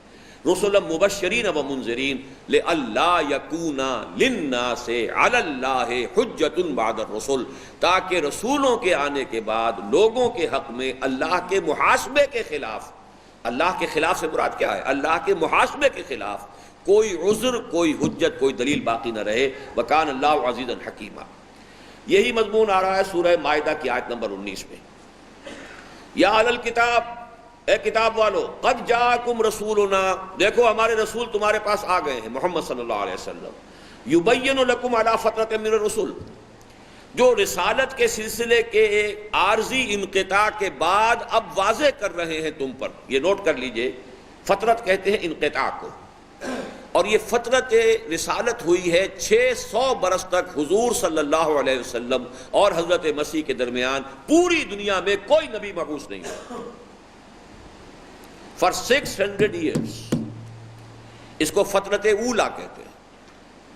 عارضی انقطاع ہوا نبوت و رسالت کا. ورنہ حضرت موسیٰ سے لے کر حضرت عیسیٰ تک یہودیوں کے اندر بھی نبوت کا تار ٹوٹا ہی نہیں، ہر وقت کوئی نہ کوئی نبی موجود رہا ہے۔ چنانچہ صحیح بخاری کی روایت ہے کہ کانت بنو اسرائیل تسوسہم الانبیاء، بنی اسرائیل کی سیاست انبیاء کرتے تھے، ان کے ہاتھ میں تھے تمام ان کی قیادت کے معاملات۔ کلما ہلک نبی خلفہ نبی، جیسے ہی کسی نبی کا انتقال ہوتا تھا اس کا جانشین بھی نبی ہو جاتا تھا۔ حضرت داؤد بادشاہ بھی تھے، نبی بھی تھے، پھر ان کے بعد حضرت سلیمان بادشاہ بھی ہے، نبی بھی ہے، اور یہ سلسلہ ٹوٹا ہی نہیں 1400 برس تک۔ حضرت مسیح کے بعد فترت ہے، یہ فترت اولا، اور پھر حضور کی بعثت ہوئی، اب فترت ہے دائمی، اب کوئی نبوت اور رسالت کا سلسلہ نہیں ہے۔ گویا کہ یہ فترت جو ہوئی تھی عارضی اور وقتی، یہ گویا کہ تمہید تھی اس آخری اور مستقل اور دائمی فترت کی۔ یا اہل الکتاب قد جاءکم رسولنا یبین لکم علی فترۃ من الرسل ان تقولوا ما جاءنا من بشیر ولا نذیر، مبادا تم یہ کہو کہ ہمارے پاس تو کوئی بشیر اور نذیر نہیں آیا، وہی دو الفاظ، بشارت اور انذار۔ فقد جاءکم بشیر و نذیر، تو دیکھو آ گیا ہے تمہارے پاس بشیر اور نذیر صلی اللہ علیہ وسلم۔ وعلی اللہ واللہ علی کل شیء قدیر، اللہ ہر شے پر قادر ہے۔ گویا بعثت انبیاء اور ارسال رسل کی اصل غرض و غایت ہے اتمام حجت اور قطع عذر، تاکہ انسان پر اللہ کی جانب سے آخری حجت قائم ہو جائے اور اس کے پاس اپنی غلط روی یا کج عملی کے لیے کوئی عذر اور بہانہ باقی نہ رہے۔ یہاں اس حقیقت کو پھر ذہن میں تازہ کر لیا جائے کہ جس طرح خیر و شر کے دوسرے خارجی داعیات کو انسان پر کوئی اختیار و اقتدار حاصل نہیں، بلکہ ان کی حیثیت محض ترغیب و تحریص اور تحریک و تشویق کی ہے، اسی طرح نبوت و رسالت کی اصل نوعیت بھی دعوت و تبلیغ کی ہے۔ یہی وجہ ہے کہ انبیاء اور رسل کے لیے قرآن مجید میں سب سے زیادہ کثیر الاستعمال اصطلاح مبشرین اور منذرین ہی کی ہے۔ جیسے وما نرسل المرسلین الا مبشرین و منذرین، ہم نہیں بھیجتے، یہ سورہ کہف کے الفاظ ہیں، ہم نہیں بھیجتے رہے ہیں اپنے رسولوں کو مگر بشیر اور نذیر بنا کر۔ اور سورہ بنی اسرائیل میں واحد کے صیغے میں فرمایا وما ارسلناک الا مبشرا و نذیرا، اے محمد ہم نے آپ کو بھی بھیجا ہے تو صرف بشیر اور نذیر کی حیثیت سے۔ اور وحی و کتاب کے لیے سب سے زیادہ کثیر الاستعمال الفاظ ذکر، ذکرہ اور تذکرہ کے ہیں۔ یہ ایک اہم نکتہ اور ہے جو سمجھ لیجئے، کیونکہ میں نے یہ کہا ہے کہ اس قلب کے اندر معرفت خداوندی موجود ہے،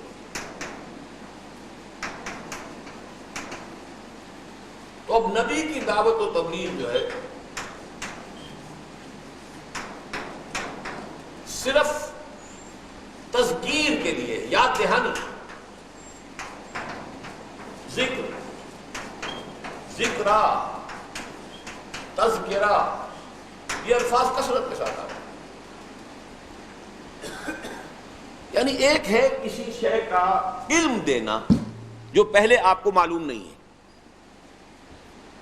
ایک ہے کوئی شے آپ کو یاد دلا دینا، زمین و آسمان کا فرق ہے۔ کلا انہا تذکرہ، یہ تو یاد دہانی ہے، یہ تو تمہارے اندر موجود ہے، تم نے اپنے دل کو کبھی پڑھا نہیں۔ حافظ ابن قیم کہتے ہیں رحمہ اللہ کہ قرآن کے بہت سے پڑھنے والے ایسے ہوتے ہیں کہ جب قرآن کو پڑھتے ہیں تو محسوس کرتے ہیں کہ میں مصحف میں سے نہیں پڑھ رہا، اپنے لوح قلب پر سے پڑھ رہا ہوں۔ یہ قرآن ان کے لوح قلب کے اوپر لکھا ہوا ہے، کندہ ہے، وہاں سے پڑھ رہے ہیں۔ اتنی ہارمنی ہے قرآن میں اور فطرت انسانی جو قلب کے اندر انسان کے ودیت کر دی گئی ہے۔ تو تذکرہ، یاد دہانی، فذکر، اے نبی آپ یاد دہانی کرائیے، انما انت مذکر، آپ کی حیثیت صرف یاد دہانی کرانے والے کی ہے، لست علیہم بمسیطر، آپ ان پر کوئی داروغہ نہیں ہے، آپ کو ان پر کوئی اختیار نہیں دیا گیا ہے، آپ اس پر مسئول نہیں ہوں گے کہ فلاں شخص ایمان کیوں نہیں لایا، وہ تو اس کا اپنا معاملہ ہے۔ آپ کا کام وما علی رسولنا الا البلاغ المبین، تو بلاغ ہے، تبلیغ ہے، یہ سب چیزیں کیا ہے؟ تذکیر ہے اصل لفظ، ذکرہ، یہ سب یاد دہانی ہے۔ تمہارے علم موجود تھا، پردے پڑ گئے ہیں، نفس کا غلاف چڑھ گیا ہے، خواہشات و شہوات کے پردے پڑ گئے ہیں، دلوں کے اوپر زنگ آ گیا تھا، اس لیے یاد دہانی کے لیے اللہ تعالیٰ نے اپنے یہ کلام نازل فرمایا۔ اور جیسا کہ میں نے اس مرتبہ جو ہمارا انجمن کا اجلاس ہوا تھا، قد انزل اللہ الیکم ذکرا رسولا یتلو علیکم آیاتہ مبینات، ذکرا ہم نے نازل کر دیا، اللہ نے تم پر ذکر نازل کر دیا ہے۔ وہ کون ہے؟ رسول ہے۔ وہ رسول بھی مجسم ذکر، قرآن بھی مجسم ذکر۔ انا نحن نزلنا الذکر وانا لہ لحافظون، ہم نے ہی اس ذکر کو نازل کیا ہے اور ہم ہی اس کے محافظ ہیں۔ یا ایھا الذی نزل علیہ الذکر انک لمجنون، اور وہ لوگ کہتے تھے کہ اے وہ شخص جو استہزاء اور تمسخر میں کہا کرتے تھے یہ کفار مکہ، اے وہ شخص جو سمجھتا ہے کہ اس پر کوئی ذکر نازل ہوا ہے، ہم تو سمجھتے ہیں کہ تمہارا دماغ ٹھیک نہیں رہا، تم پر کوئی آسیب آ گیا ہے، کوئی جنون کا عارضہ ہو گیا ہے، یا کوئی بری روح نے تمہارے اوپر تسلط کر لیا ہے۔ تو یہ ہے اصل میں ذکر کا لفظ، انا نحن نزلنا الذکر وانا لہ لحافظون۔ طٰ ما انزلنا علیک القرآن لتشقی الا تذکرۃ لمن یخشی کلا انہا تذکرہ تبصرۃ وذکریٰ لکل عبد منیب ان فی ذلک لذکریٰ لمن کان لہ قلب او القی السمع وہو شہید۔ یہ آیت ذرا غور کیجئے، بلکہ اسی آیت پر وہ چھوٹا سا مقالہ تھا حافظ ابن قیم کا، جس کا میں نے آپ کو ایک کوٹیشن دی ہے کہ قرآن کے کچھ پڑھنے والے ایسے ہیں کہ جو جب قرآن پڑھ رہے ہوتے ہیں تو وہ سمجھتے ہیں، یہ محسوس کرتے ہیں کہ یہ قرآن ان کے لوح قلب پر لکھا ہوا ہے۔ اسی آیت کا در حقیقت جو ہے وضاحت کرتے ہوئے انہوں نے فرمایا ہے کہ انسان کے ہدایت پر آنے کے دو چینلز ہیں۔ اگر تو دل زندہ ہے، محفوظ ہے، دل پر غلاف نہیں آیا ہے، تو قرآن مجید براہ راست جیسے کہ آئینہ سامنے آ گیا، ایمان کا اور وحی کا آئینہ آئے گا اور دل فوراً جگمگا اٹھے گا، جیسے ابو بکر صدیق رضی اللہ تعالیٰ عنہ۔ آئینہ صاف تھا، شفاف تھا، انوار نبوت فوراً منعکس، نو ہیسیٹیشن۔ حضور فرماتے ہیں کہ میں نے جس شخص کے سامنے بھی اپنی دعوت پیش کی اس نے کچھ نہ کچھ توقف ضرور کیا، سوائے ابو بکر کے کہ اس نے ایک لحظے کا بھی توقف نہیں کیا۔ کیوں نہیں کیا؟ وہ تو سب کچھ اندر موجود تھا۔ آئینہ قلب جو ہے، روح دل را جانب دلدار کن، اس کے آگے وحی کا نور آیا اور جو ہے پیمانہ نور علی نور۔ یہی تشبیہ ہے سورہ نور کی اس آیت میں، اللہ نور السماوات والارض مثل نورہ کمشکاۃ فیہا مصباح المصباح فی زجاجہ الزجاجۃ کأنہا کوکب دری۔ تو یہ در حقیقت جو میں نے بنایا تھا، قلب جو ہے وہ شیشے کے مانند تھا جس کے اندر روح کی قندیل جو ہے وہ جلتی ہے۔ دوسرا طریقہ کیا ہے؟ اگر دل پر پردے کچھ زیادہ ہیں تو اب جو اللہ نے عقل اور سمع و بصر دیا ہے اس کو استعمال کرو۔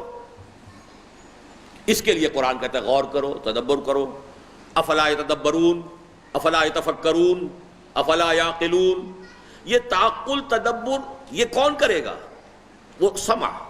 اس لیے یہاں او کے ساتھ آیا ہے، جو اکثر و بیشتر ترجمے کرنے والوں نے اس کو بالکل مربوط ہی نہیں رکھا۔ او کو یہاں حرف عطف کے معنی میں واو کے معنی میں لے لیا ہے، حالانکہ یہ او ہے کہ جو دونوں چیزوں کو جدا کر رہا ہے۔ ان فی ذلک لذکریٰ لمن کان لہ قلب، یہ ایک شکل ہے، دل زندہ ہے، بیدار ہے، سلیم ہے، سلیم قلب، تو فوراً ہی کسی ایفرٹ کی ضرورت ہی نہیں، کسی مینٹل ایکٹیویٹی کو بروئے کار لانے کی ضرورت ہی نہیں، براہ راست نور وحی اس کے اندر منعکس ہو جائے گا۔ او القی السمع وہو شہید، یا پھر کان لگا کر سنے اور پوری طرح اپنے دماغ کو حاضر کر کے سنے۔ تب یہ ہے کہ وہ فیکلٹی آف ریزننگ جو ہے وہ بھی در حقیقت قرآن مجید اس کو بھی اپیل کر کے، اور پھر انسان کے اس جو اس کے قواعد اصلیہ ہیں، جو اس کے محاسبہ اخروی کی اساسات اصلیہ ہیں، ان میں بھی صلاحیت موجود ہے۔ فجعلناہ سمیعا بصیرا انا خلقنا الانسان من نطفۃ امشاج نبتلیہ فجعلناہ سمیعا بصیرا۔ اگر تو قلب کا معاملہ ہو جائے تو پھر کسی اور عقل کی اور اس کی اور تعقل کی اور غوروں کی اور فکر کی کوئی ضرورت نہیں، خود براہ راست۔ اور اگر یہ قلب جو ہے اس کے اوپر ذرا زنگ زیادہ آیا ہوا ہے تو ذرا کھول آنکھ، زمین دیکھ، فلک دیکھ، فضا دیکھ.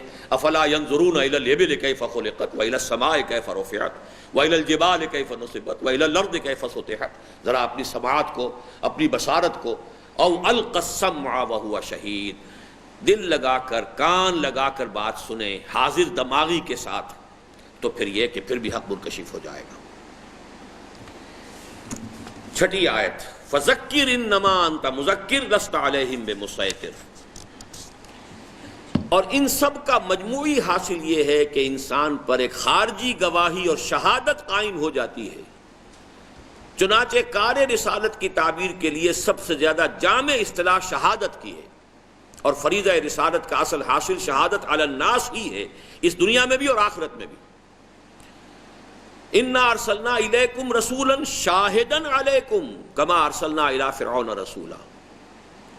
اے قریش مکہ، اے عرب کے لوگوں، یا اے بنی نوع آدم، ہم نے تمہارے پاس بھیج دیا ایک رسول جو تم پر گواہ بنے گا. شاہدن علیکم، علی خلاف کے لیے آتا ہے، تمہارے خلاف گواہی دے گا.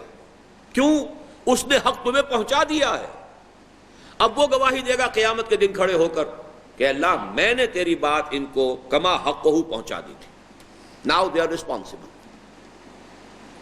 فَكَيْفَ إِذَا جِئْنَا مِنْ كُلِّ أُمَّةٍ بِشَهِيدٍ وَجِئْنَا بِكَ عَلَىٰ هَٰؤُلَاءِ شَهِيدًا. کیا ہوگا اس دن جب کہ ہم ہر امت پر ایک گواہ کھڑا کریں گے، اور اے نبی آپ کو لائیں گے ان کے خلاف گواہ بنا کر. گواہی دینی، اس پر حضور کی آنکھوں میں آنسو آ گئے تھے. حضرت عبداللہ ابن مسعود سے آپ نے فرمائش کی کہ مجھے قرآن سناؤ. انہوں نے پہلے تو ذرا معذرت کی کہ حضور آپ کو سناؤں، آپ پر تو قرآن نازل ہوا ہے. فرمایا نہیں، لیکن مجھے دوسروں سے سن کر کچھ اور لذت، کچھ اور حظ حاصل ہوتا ہے. اب انہوں نے سورہ نساء کی تلاوت شروع کر دی ابتدا سے. یہ غالباً 41ویں آیت ہے یا 40ویں ہے.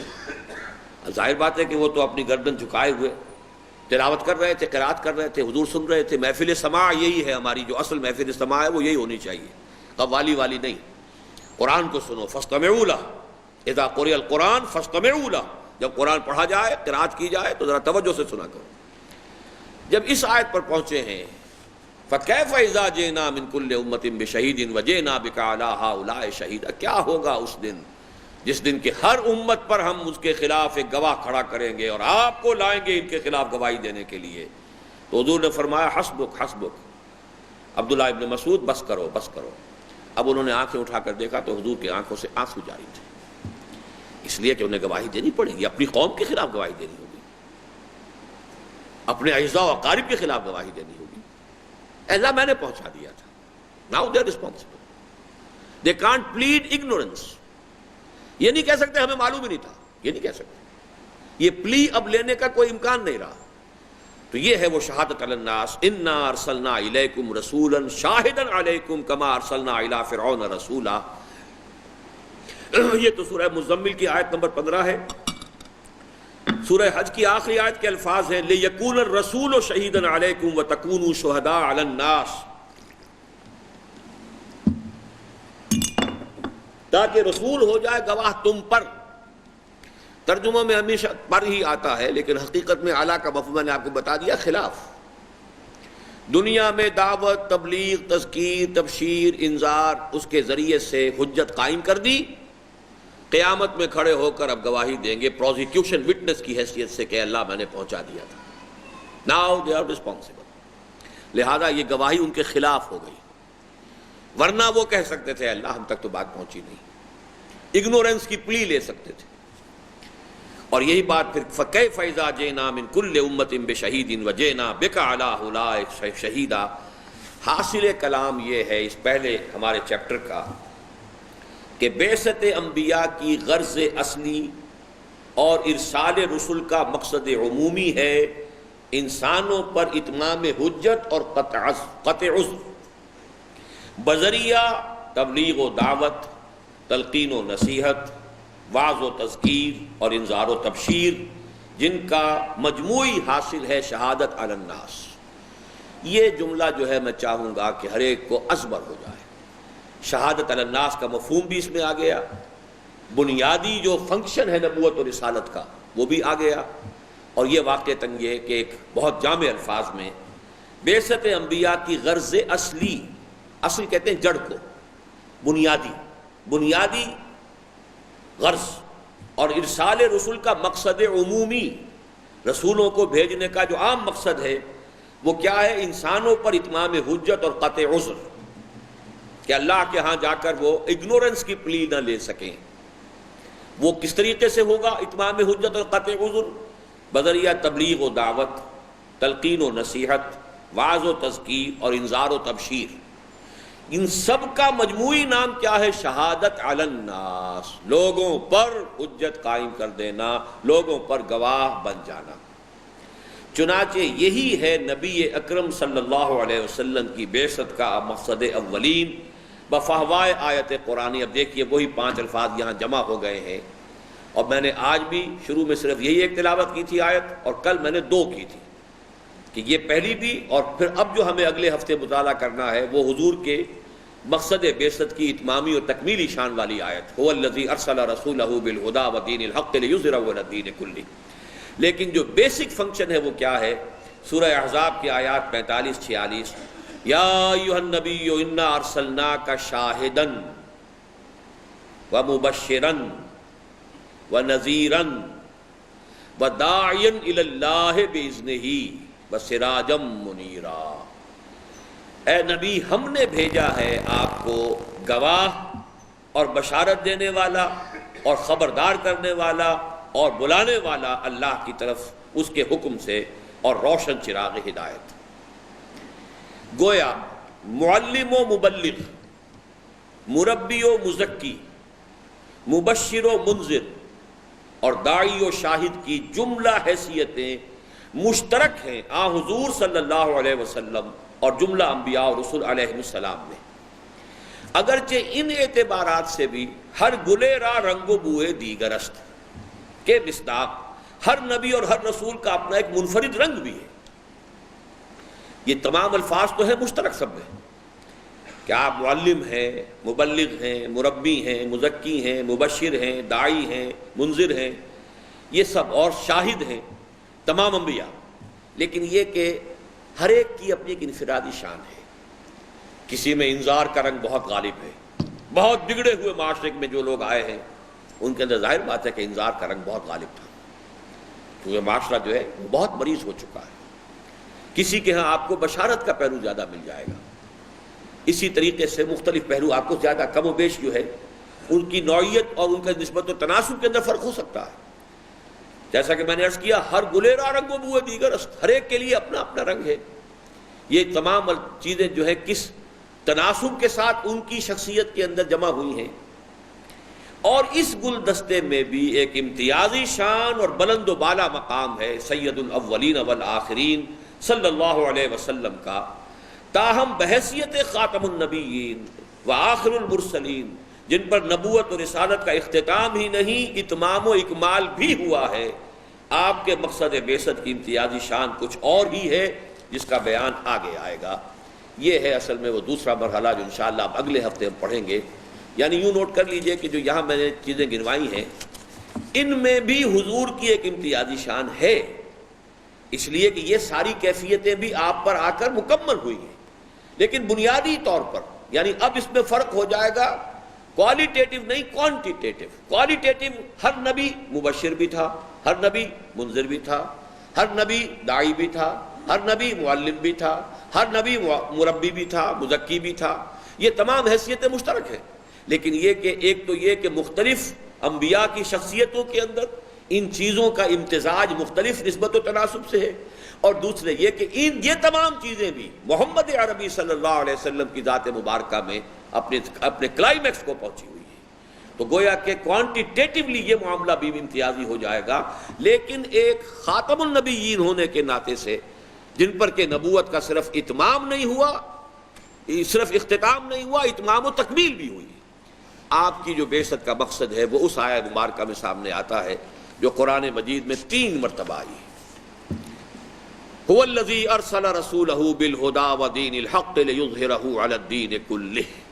یہ الفاظ تو تینوں جگہ ایسے آئے ہیں کہ ایک شوشے تک کا فرق نہیں، لیکن 2 جگہ پر ہے وَلَوْ كَرِهَ الْمُشْرِكُونَ، سورہ توبہ میں بھی اور سورہ صف میں بھی، اور ایک جگہ پر یہ آیت ختم ہوتی ہے وَكَفَى بِاللَّهِ شَهِيدًا، اللہ کافی ہے بطور گواہ۔ اگر آپ نے اپنا یہ فرض منصبی ادا کر دیا تو اب کسی اور کی گواہی کی ضرورت نہیں ہے، آپ کے لیے اللہ تعالیٰ گواہ کافی ہے۔ یہ جو اب اگلی آیت ہے جس کو ہم نے اب 13 اور 14 تاریخوں میں جس کا مطالعہ کرنا ہے، 24 صفحے کا یہ مضمون ہے صرف اس ایک آیت پر۔ جی 15 اور 16 جی نوٹ کر لیجیے، مجھ سے غلطی ہوئی ہے، 15 اور 16 تاریخ کو انشاءاللہ تعالی۔ اور اس کے بارے میں عرض کر دوں کہ اس آیت کی اہمیت وہ ہے، شاہ ولی اللہ اسے پورے قرآن کا عمود قرار دیتے ہیں، سینٹرل تھیم پورے قرآن۔ مولانا عبید اللہ سندھی نے اسے قرآن مجید کے بین الاقوامی انقلاب کا عنوان قرار دیا ہے۔ اور میں بھی کم سے کم یہ ضرور کہتا ہوں کہ سیرت النبی کا فہم حاصل نہیں ہو سکتا جب تک کہ اس آیت کو نہ سمجھا جائے۔ یہ کلید ہے سیرت نبوی صلی اللہ علیہ وسلم کے اصل فہم کی۔ اور اس آیت کے ضمن میں کچھ لوگوں نے، جن میں اپنے فرائض سے فرار کا اور گریز کا، تپتی راہیں مجھ کو پکارے دامن پکڑے چھاؤں گھنیری، کون چاہتا ہے کہ مشقتیں جھیلے اور مصیبتیں برداشت کرے، کیوں نہ عافیت میں زندگی گزر جائے۔ تو عافیت کوشوں نے اس آیت کی تعویل میں بہت سے ہیلے اور بہانے نکال کر اسے مفاہیم پیدا کرنے کی کوشش کی ہے، لیکن انشاءاللہ اللہ تعالیٰ آپ دیکھیں گے کہ 24 صفحے کے اس مرحلے کے اندر ان سب کا سد باب ہے اور بات بالکل مبرہن ہو کر سامنے آ جائے گی۔ بارک اللہ لی ولکم فی القرآن العظیم ونفعنی وإیاکم بالآیات والذکر الحکیم۔